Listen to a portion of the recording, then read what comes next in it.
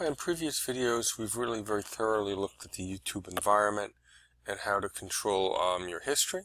So today we're going to look at two things. We're going to look at very briefly how to jump between old and new view of YouTube, and then how to create your own channel.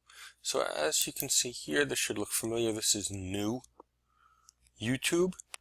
You could click down at the bottom link to say restore old YouTube. It's going to ask you why you're doing this.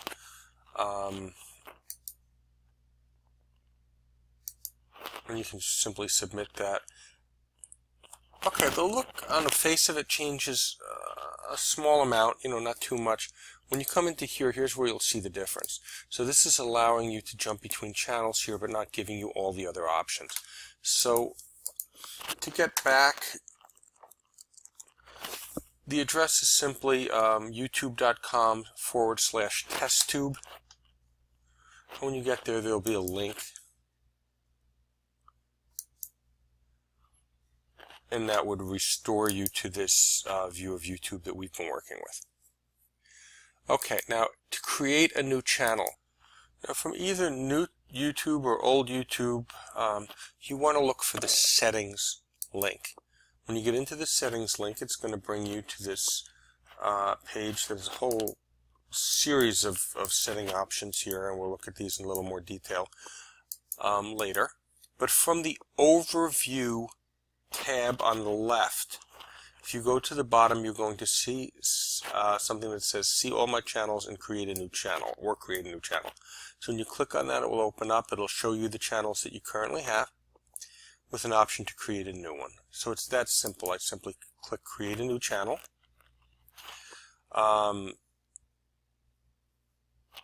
This is basically looking for a name for the channel. You'll see that YouTube is going to talk a lot about things like a brand account, etc. And that's because, well, we might be using it for educational reasons. YouTube is a substantial platform for commercial use. So businesses, etc., are interested in creating brands. They're interested in creating a space that represents their product or company, and so you'll see a lot of those references.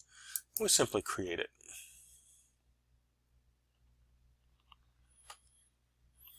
Might take a minute or two, and you can see that I'm now on my new channel. Very, very simple to start with, and the next thing that I would probably do is simply say upload. So if I were to click upload, it's going to bring you to the upload screen for bringing videos into your channel. By default, these are marked as public. That makes them searchable in YouTube. For the most part, this is the easiest way to do things. You're producing educational content as long as it's not involving private information like the faces of students, etc., which I wouldn't recommend. Public, to my mind, is the easiest way to go. There's another option called unlisted. Unlisted simply means that if you have the link to it, you can get to the video, but that if it's not going to appear in YouTube searches, and then you can make it private. If you do make it private, you're going to have to invite people individually, which can be extremely inconvenient. It's a great feature for something like I've taken a video of my daughter and I post it, and I just want family members to see. I don't want it out there for everybody. Of course, you're putting it on the internet, and you are trusting Google and YouTube in particular to keep this private. But if you're comfortable with those particular parameters, then you can mark it as private, and in my experience, only those people it's shared with are going to be able to see it. They're going to have to log in, etc. And the last is scheduled. So if I'm uploading a video now, but I don't want it to go live to a certain point, I can pick scheduled. Once you have your proper setting, you simply click on there. You browse to the video that you want. You say open, and you can click multiple videos. I can hold down my control key on the keyboard, command on a Mac, and I can select a series of videos.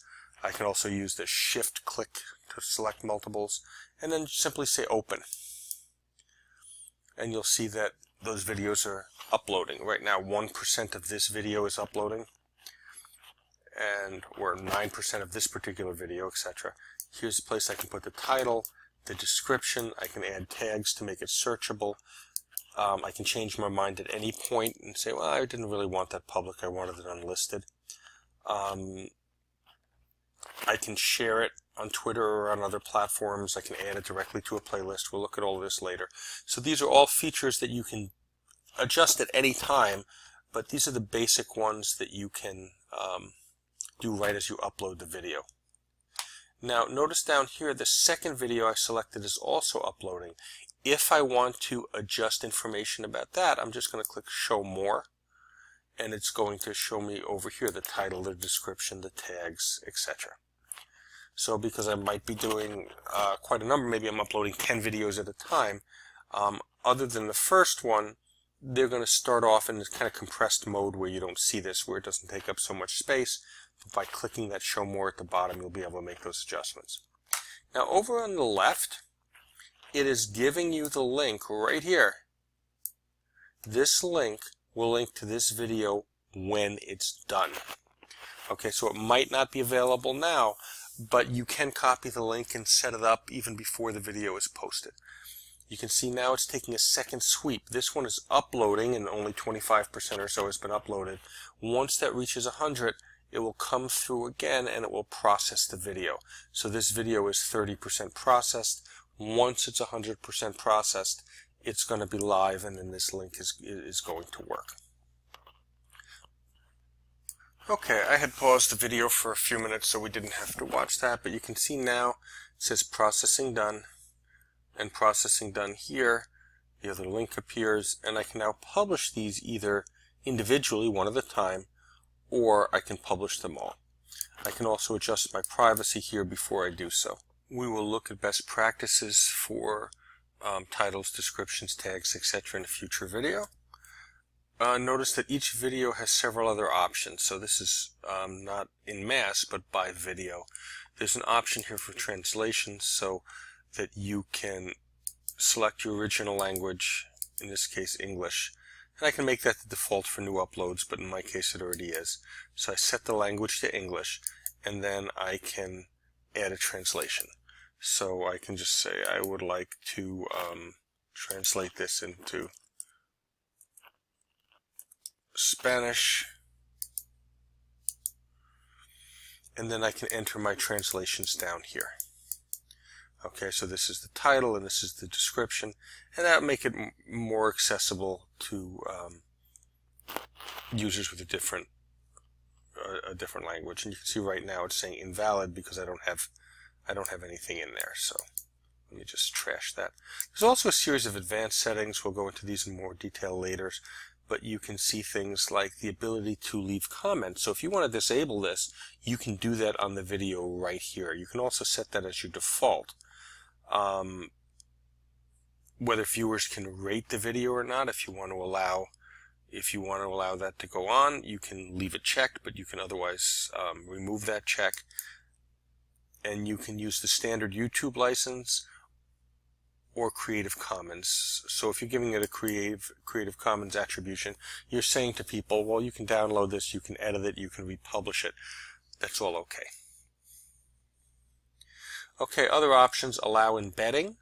So if you want to allow this video to appear on somebody else's website, you can do that, or you can disable it. Notify subscribers here when things are posted or changed. Age restrictions. So we'll go over all these details in another video, but just know that you can make adjustments to them right as you're uploading. Then you simply give it a publish all. This is the same link that appeared over here on the left. This is embed codes that you can use. So this is a basic link for getting people to your video. This is how to embed it in a web page. And then you can send an email directly from here if you'd like. Okay, you can click Return to Editing and it will bring you back to this screen for this particular video so you can continue to make adjustments. But as I said, once you leave the screen, it's not a problem. You'll be able to make adjustments at any time to your video, even if it's been published for, if it's been up there for 2 years, you can still adjust pretty much any aspect of that video. Now, a very, very important point to emphasize. you can see here that I am in this test of new channel. That's the channel I just created. I was in that channel when I uploaded the videos. So if I now go to my channel, using the menu, you can see that they're there. You must be in the channel where you want to post your videos when you upload them. So if I were to come here and say, well, I'd like to switch accounts, so I would like to switch to a different class, those videos are not available here. If I want those, if I want to see those videos, let's come here, my channel. If I want those videos to be available here, I am going to have to be in this channel right here when I do the upload. So videos are available to specific channels. Now I could upload the same videos here and go through the process again, but if I want them available in both places, I must do that. And that is probably the most common mistake people make in the beginning. One of the things that's most frustrating is they upload videos and then they come in and they're not in their channel and they don't understand why. It's because you must make sure that you are in a particular channel before you upload those videos.